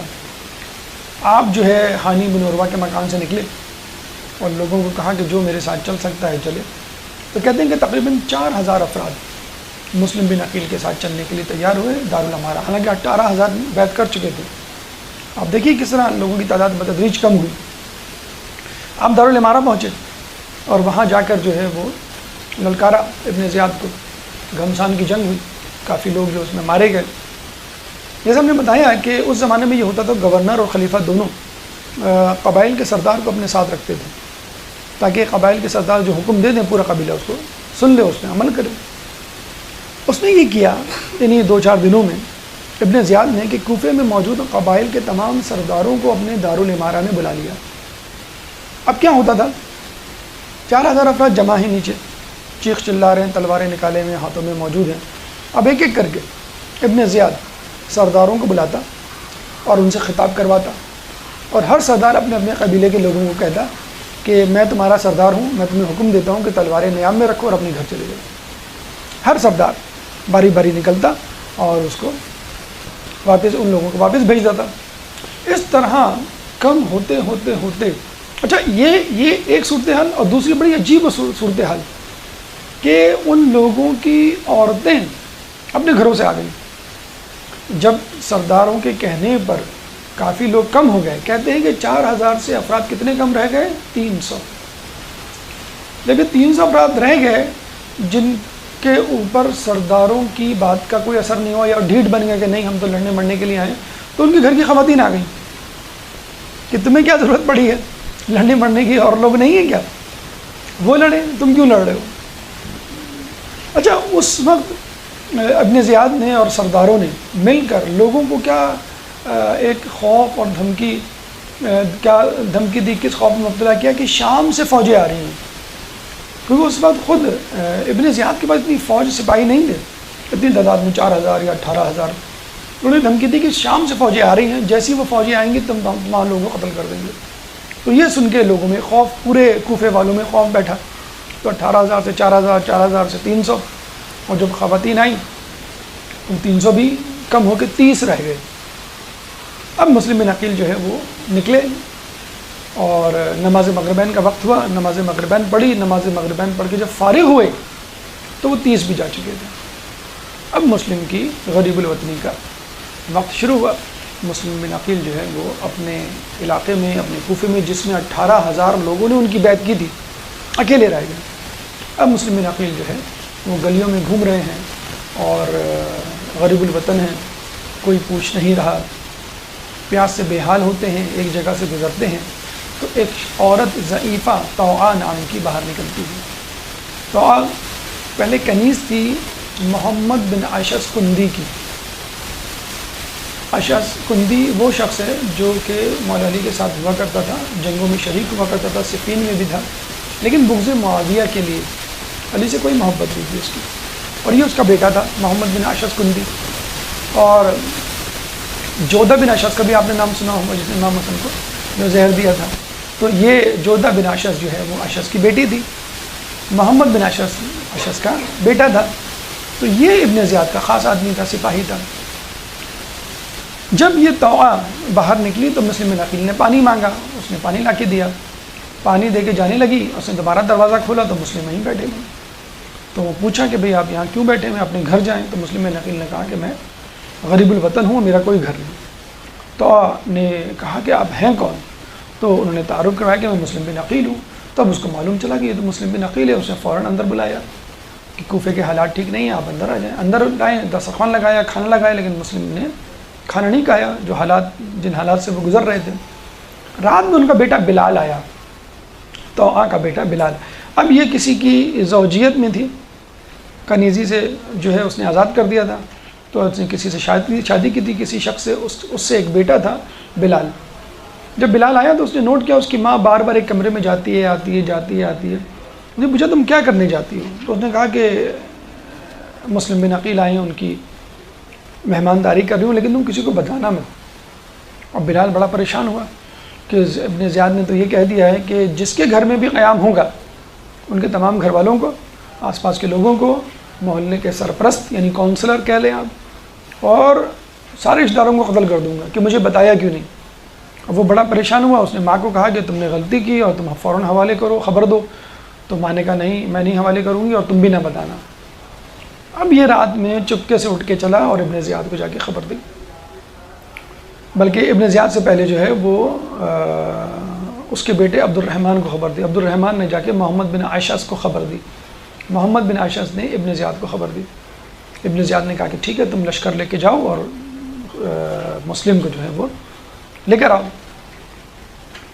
اب یہ جو ہے وہ مسلم کی طرف گئے، وہاں جا کر وہ دھاوا بول دیا۔ اچھا وہ سمجھے کہ ایک آدمی کو ہی تو پکڑنا ہے، وہ چند سو لوگ تھے۔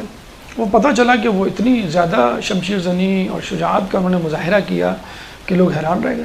پھر کہا کہ اور فوج بھیجو، اور مطلب یہ بھی تک لکھا ہے کہ 3,000 تک کی فوج تھی، لیکن مسلم بن عقیل کو وہ قابو نہ کر پائے۔ اچھا ایک بزدلانہ اقدام انہوں نے کیا کیا کہ وہ چھت پہ چڑھ گئے اور عورتوں کی طرح پتھر مارنے لگے، گرم پانی گرانے لگے۔ تو اس زمانے میں یہ بہت معیوب سمجھا جاتا تھا اس طرح لڑنا، یعنی دشمن کے پیچھے سے حملہ کرنا یا دشمن کے اوپر سے حملہ کرنا۔ دو بدو حملہ اصل حملہ سمجھا جاتا تھا۔ تو مسلم بن عقیل نے کہا کہ تم مرد ہو تو میرے سامنے آ کے حملہ کرو، اور کسی کو جرت نہیں ہوتی تھی، ہزاروں افراد تھے۔ صبح سے شام تک جنگ ہوتی رہی، لوگ سمجھ گئے کہ یہ ہمارے ہاتھ آنے والے نہیں۔ کہتے ہیں کہ ابن زیاد نے باقاعدہ کہلوایا کہ تم لوگ کیا کر رہے ہو، میں نے ایک آدمی کو پکڑنے کے لیے کہا ہے۔ تو محمد بن اشعث نے اس کو جواب بھجوایا کہ تم نے کسی بنیے کو پکڑنے کے لیے نہیں بھیجا ہے، یہ بنی ہاشم کا شجی نوجوان ہے کہ جس کو تمہیں پکڑنے کے لیے، تم نے ہمیں پکڑنے کے لیے بھیجا ہے۔ پوری فوج بھی آ جائے تو اس کو قابو نہیں کر سکتے۔ تو انہوں نے کہا کہ بھائی کوئی ہیلا بہانہ کرو۔ تو پھر ان کے ذہن میں خیال آیا، اس نے مسلم بن عقیل کو پکارا محمد بن اشعث نے کہ ہم تمہیں امان دیتے ہیں۔ یہی ایک صورت ہوا کرتی تھی کہ ہم تم کو امان دیتے ہیں، ہم تمہارا کچھ نہیں بگاڑیں گے، تم اپنے آپ کو ہمارے حوالے کر دو۔ مسلم نے کہا کہ اگر تم یقین دلاتے ہو اور اپنے اس پہ قائم رہو گے، مجھے جو ہے ضمانت دو اس بات کی، تو پھر میں حوالے کرتا ہوں۔ کہ ٹھیک ہے، ہم بالکل حوالے کرتے ہیں۔ ایک شخص تھا جو جس نے انکار کر دیا. باقی تمام لوگوں نے کہا ہم آپ کو. کہتے ہیں مسلم بن عقیل کو جیسے ہی سواری پہ بٹھایا گیا اسی وقت ان کی تلوار نکال لی گئی. تو مسلم بن عقیل نے انا للہ و انا الیہ راجعون پڑھا کہ تم نے پہلی بے وفائی ہے جو مجھ سے کی ہے. اور روتے ہوئے یہ کہا کہ میں چاہتا ہوں کہ تم امام کو خط لکھ دو کہ وہ نہ آئیں، کیونکہ میں تو قتل ہو ہی رہا ہوں، امام بھی اس مرحلے سے نہ گزرے. ان کا بھائی اس کا فیصلہ جو ہے وہ ابن زیاد کرے گا. پھر جو ہے مسلم بن عقیل کو ابن زیاد کے دربار میں لے جایا جاتا ہے. ابن زیاد جو ہے الزاموں کا ایک سلسلہ شروع کر دیتا ہے، اور مسلم کہتے ہیں کہ ہم نے وہی کیا جو ہمیں کرنا چاہیے تھا، ہمیں کوفے والوں نے بلایا اور ہم ان کی اصلاح کے لیے یہ بیعت لے رہے تھے. مسلم نے کہا کہ بہرحال اب تم کو قتل ہونا ہوگا، کیونکہ ہماری راہ میں حکومت کے راستے میں جو شخص بھی آئے گا وہ نہیں بچ سکتا. مسلم نے کہا کہ ٹھیک ہے میں تیار ہوں، لیکن اس سے پہلے ایک وصیت کرنا چاہتا ہوں. عمر سعد وہاں موجود تھا اور وہ قبیلہ قریش سے تھا. تو مسلم بن عقیل نے کہا کہ میرا جاننے والا ہے، یہ میرے قبیلے کا ہے، میں اس سے وصیت کروں. عمر سعد نے بزدلی دکھائی اور یہ کہا کہ میں نہیں سننا چاہتا وصیت. تو ابن زیاد نے کہا کہ یہ تو ایک انسانیت کا تقاضا ہے، رشتہ داری کا تقاضا ہے کہ تم اس کی کم از کم وصیت تو سن لو، یہ مر رہا ہے. تو عمر سعد نے اس کو لے جا کے ایک جگہ پر ان کو لے جا کر ایک وصیت سنی تاکہ وہ ابن زیاد ان کو دیکھے، اور پھر آگے وصیت بتلا بھی دی. حالانکہ وصیت ایک رازداری کی بات ہوتی ہے جو انہوں نے کرنی ہی اسی لیے تھی اپنے رشتہ دار سے کہ وہ لوگوں کو نہ بتائے. تو ابن زیاد اس بات پر بہت زیادہ اس کو سرزنش کرتا ہے کہ کبھی بھی خائن کو امانت دار نہیں، امانت کا محافظ نہیں بنانا چاہیے، لیکن کبھی کبھی خائن بھی بن جاتا ہے امانت دار، امانت کا محافظ. تو عمر سعد نے کہا کہ انہوں نے یہ مجھے وصیت کی ہے کہ 700 درہم کا مقروض ہوں، اس کو میری تلوار اور زرہ بیچ کے ادا کر دیا جائے. نمبر 2 میری لاش کی پامالی نہ کی جائے. نمبر 3 امام حسین کو خط لکھ دیا جائے کہ وہ نہ آئیں. تو اس نے کہا ابن زیاد نے کہ میں 700 درہم کا قرض تو ادا کر دوں گا، لیکن یہ جو تم نے کہا کہ لاش کی پامالی، تو یہ میں اس کی گواہی وہ ضمانت نہیں دیتا، کیونکہ تم ہماری راہ میں رکاوٹ بنے ہو، ہماری حکومت کی راہ میں، اس کی حرمت کی میں ضمانت نہیں لیتا. اور جہاں تک امام حسین کا تعلق ہے، اگر وہ ہمارے راستے میں آئے ان کے ساتھ ہم یہی کریں گے جو تمہارے ساتھ کیا. اگر ہمارے راستے میں نہیں آئے، کوفے نہیں آئے، تو پھر ہمارا ان سے کوئی واسطہ نہیں. اور پھر جو مسلم بن عقیل کو دارالعمارہ کی چھت پہ جا کر سر قلم کر کے گرا دیا گیا اور ان کے سر کو یزید کے دربار میں لے جایا گیا. پھر یزید نے باقاعدہ اس کو کہا کہ شاباش، تم نے وہی کیا جو میں چاہتا تھا، اب امام حسین سے مقابلے کے لیے تیار ہو جاؤ. سَيَعْلَمُ الَّذِينَ ظَلَمُوا أَيَّ مُنْقَلِبٍ يَنْقَلِبُونَ إِنَّ لِلَّهِ وَإِنَّا إِلَيْهِ راجعون. اللجن اللجن اللجن اللجن يا مولا اللجن اللجن اللجن اللجن اللجن اللجن اللجن يا صاحب الزمان